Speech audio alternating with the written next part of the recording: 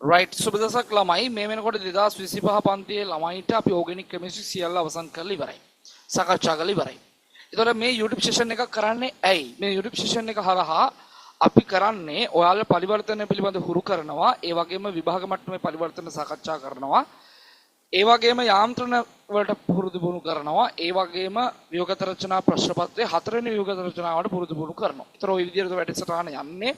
ඒතර මේ sessions ඉස්සරහට අපි YouTube එකේ අප්ලෝඩ් කරනවා. ඒතකොට මේක channel එක subscribe කරලා set වෙලා මේ වැඩේ ගොඩ දා ගන්න පුළුවන්. පන්ති එන නොයන හැම ළමයෙක්ටම. හරිද?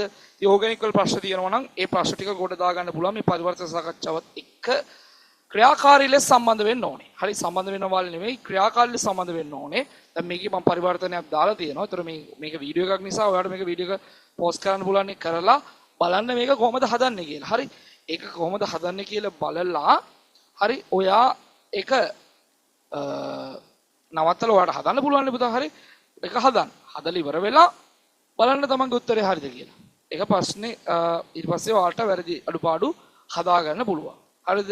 රයිට්. එහෙනම් අපි යමු පළවෙනි පරිවර්තනයේ සාකච්ඡා කරන්න. එතකොට මේ පරිවර්තනයේ දිහා බැලුවට පස්සේ පේනවා බෙන්සීන් එකයි කාබන් දෙකේ සංයෝගයක්. මෙහෙට යනකොට බෙන්සීන් දෙකයි කාබන් හතරේ සංයෝග බවට පත් වෙලා තියෙනවා. ඒතර මේකම දැක්ක ගමන් හිතෙනවා මේකේ සම්බන්ධ වීමක් තමයි වෙලා තියෙන්නේ. ඒතකොට සම්බන්ධය දෙන්නෙක් සම්බන්ධ කරනවා. කාබනික සංයෝගයක් සම්බන්ධ කරන තැන ඔයාලට අපි වෙන වෙනම සාකච්ඡා කරා. ඒක පළවෙනි අවස්ථාව තමයි ඇල්කයිනේ හදලා ඇල්කයිනේ අග්‍රස්ත H එකක් තිබ්බොත් සෝඩියම් දාලා ලවණය හදලා ඒකට ඇල්කයිල් හෙලයිඩයක් දාපුවාම දෙන්නේ කාබනික සංයෝගය සම්බන්ධ කරන්න පුළුවන්.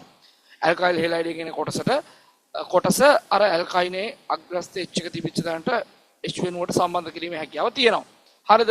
ඊළඟට පුළුවන් ඇල්ඩිහයිඩ් කීටෝන හදලා ඒක පුළුවන් අපිට ග්‍රීනාඩ් ප්‍රතිකාරකයේ සමග ප්‍රතික්‍රියා කරලා එහෙම සම්බන්ධ ඇල්ඩිහයිඩ් කීටෝනේට අර ග්‍රීනාඩ් ප්‍රතිකාරකයේ තියෙන කොටස සම්බන්ධ කරගන්න. ඉතින් ওই විදිහට අපි සම්බන්ධ කරන්න පුළුවන් දේවල් සාකච්ඡා කරලා එතනදී මම මෙතනදී මේ පරිවර්තනය කරන්න යූස් කරන්නේ අර ඇල්කයිනේ අග්‍රස්ත H එක වෙනුවට සෝඩියම් සම්බන්ධ කරලා ඒකේ අගට ඇල්කයිල් හෙලයිඩයක් අනුසරෙන් මේ දෙන සම්බන්ධ කරලා මෙන්න මේ පරිවර්තනය කරන්න. ඉතින් ඒ කොහොමද කරන්න කියන එක ස්ටෙප් වයිස් බලමු. ඉතින් මේකේදී ඔයාලට පේනවා BR දෙකක් තියෙනවා. ඉතින් මේක ඇල්කයිනයක් නෙවෙයි මුලින් තියෙන්නේ. හැබැයි අපිට තේරෙනවා මේක ඇල්කයිනයක් කරගන්න පුළුවන් ප්‍රතිකාරකයක් දාලා. හරිද? ඊට පස්සේ මෙතනට මෙන්න මේ බෙන්සීන් එක තමයි මේ තියෙන්නේ සහ මේ CH එක තමයි මේ තියෙන්නේ මේ CH2 එක තමයි මේ තියෙන්නේ. ඒතර ඒක කොහොමද තීරණය කරන්න කියලා කල්පනා කරලා බලන්න. මේ කාබන් අඳුර ගන්න. දැන් උදාහරණයක් විදිහට මම අංක දැම්මොත් 1 2 3 කියලා. ඇත්තට මෙන්න මේක 1 මේක 2 සහ මේක 3. ඒක මම අදහස් කරේ. ඊළඟට මේක අණු අංක දැම්මොත් 1 1 2 3. අන්න ඒ විදිහට කෙටි පද්ධතියක් පාවිච්චි කරනවා. එතකොට ඔයාලට පේනවා මෙන්න මේ 3 කියන කාබන්ට සෙට් වෙලා තියෙන්නේ මේකෙම මෙන්න මේ 2 කියන කාබනේ. එතකොට ඒ අනුව තේරෙනවා මෙන්න මෙතනදී කොහොමද මේ හරහා සම්බන්ධ වෙන්නේ. ඒතර මම මේකට පාවිච්චි කරන්නේ අර අග්‍රස්ත H එක තියෙන හරි අග්‍රස්ත H එකක් තියෙන ඇල්කයින් එකට සෝඩියම් දාලා හරි සෝඩියම් දාලා ලවණය කරලා ඊට පස්සේ කොටස ගෙනල්ලා මෙන්න මෙතනට සම්බන්ධ කරන concept එක තමයි යූස් කරන්නේ. ඉතින් ඒ concept එකට අනුව ගියොත් පුතා ඔයාලට මේක. දැන් සර් ඉතින් ඔහොම අංක දාගෙන හිතුවේ කොහොමද? ඒක එන්න නම් ඔයාලා පරිවර්තන ලියලා හුරු වෙන්න ඕනේ. හරිද? එතකොට තේරෙනවා ආරම්භකයා සහ අවසානයේ දිහා බැලුවම මොකද්ද වෙලා තියෙන්නේ කියන එක කියන්න පුළුවන්. ඉතින් ඒ අනුව ගේම ගොඩ දා ගන්න පුළුවන්. ඒ නිසා මුලින්ම අපි මේක ඇල්කයිනේ කරගමු. මේකට දානවා මධ්‍යසාරී KOH. හරි? මධ්‍යසාරීය KOH. එතකොට පුතා මධ්‍යසාරී KOH දාපුවාම මෙතනදී බෙන්සීන් එක මෙතන C ත්‍රිත්ව බන්ධන C මෙතන H ඔය විදිහට එනවා. හරිද?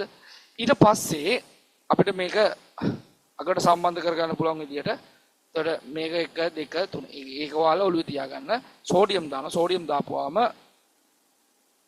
C ත්‍රිත්ව බන්ධන C මෙතන C Na+ ඔය විදිහට ලැබෙනවා. හරිද? එතකොට දැන් මේකෙදී දැන් මෙන්න මේකේ 2 කියලා අංක දාගත්ත කාබන් තමයි මෙන්න මෙතනට බැඳෙන්න ඕනේ. එතකොට ඇත්තටම ඇල්කයිල් හෙලයිඩයක් හදන්න ඕනේ. ඒක ඇල්කයිල් හෙලයිඩ මොන වගේ ඇල්කයිල් හෙලයිඩයක්ද? ද්විතීක ඇල්කයිල් හෙලයිඩයක් වෙන්න ඕන. හරිද? ඒක හදාගන්න කොහොමද යන්නේ? එහෙනම් මෙන්න මේක මෙහෙම තියන් කරන්න බෑ. අපි මුලින්ම මේක මෙහෙම කරමු. මේක අපි කීටෝනයක් බවට පත් කරගමු. ඊට වඩා වැඩි ලේසි.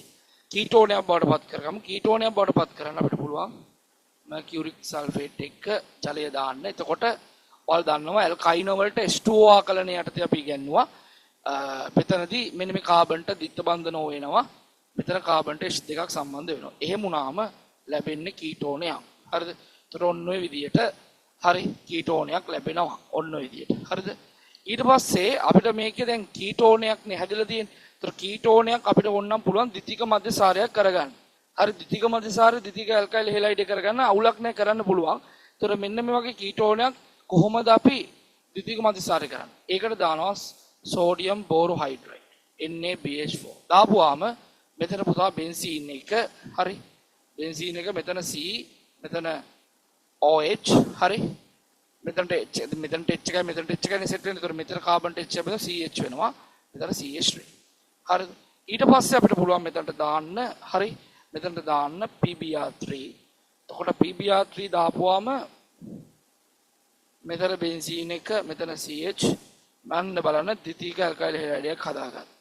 ඊට පස්සේ දැන් මේ දෙන්න සම්බන්ධ කරාම හරි මේ දෙන්න සම්බන්ධ කරාම මේ Br එක බෙදලා තියෙන මෙන්න මෙතන දැන් අංක දැම්ම 1 2 3නේ. ඒතර මෙන්න මේ 2 කියලා දාපු කාබන් තමයි මෙන්න මෙතන 1 2 3. එහෙම ලියන්න ඕනේ නැහැ වල පරිවර්තන මම මේ තේරුම් කරන්නේ එහෙම ලියන්න 3ට සෙට් වෙන්නේ. එතකොට එහෙම සෙට් වුණාම හැදෙන්නේ මෙතන බෙන්සීන් එක හරි මෙතන C ත්‍රිත්ව බන්ධන C මෙතනට සෙට් වෙන්නේ CH ඊට පස්සේ එතනට බැඳිච්ච CH3 එක තියෙනවා සහ අර විදිහට බෙන්සීන් එක තියෙනවා. දැන් අවශ්‍ය දේවල් ටික වැඩේ කොට.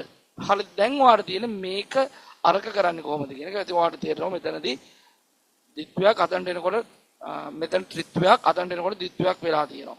සා පොඩි දෙයයි තියෙන්නේ ඔයාලට පුළුවන් මේකට දාන්න S2 palladium barium sulfate quinoline.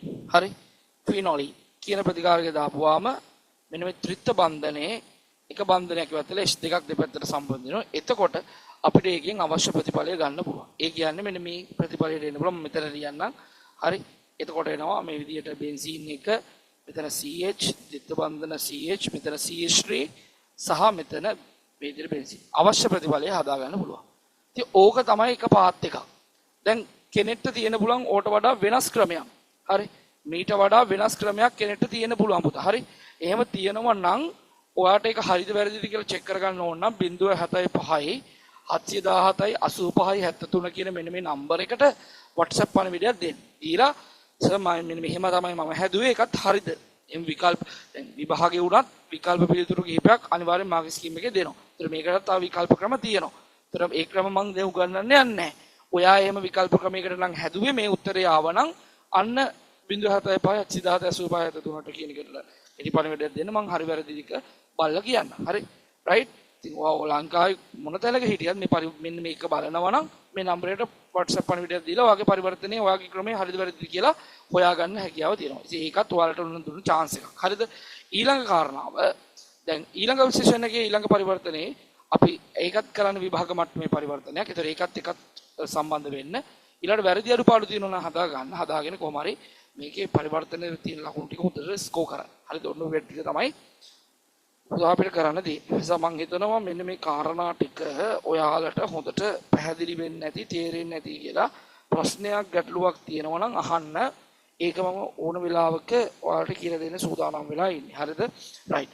නිසා මේ සෙෂන් එක බලන ළමයි ඔයාගේ යාළුවන්ටත් මේක බලන්න ෂෙයා කරන්න. ඒ වගේම channel එක subscribe කරලා සම්බන්ධ වෙන්න. සාන්න එනම් අපි ඊළඟ සෙෂන් එකේ හම්බෙන්න බලපොත් අපි මෙතනින් නවත්තනවා. ඒ නිසා හැමෝටම ජයග්‍රාහී සුබ දවසක්. බලන්න අන්තිම වශයෙන් කොහොමද මේ පරිවර්තනය අපි කරේ කියන එක. හරිද? රයිට්.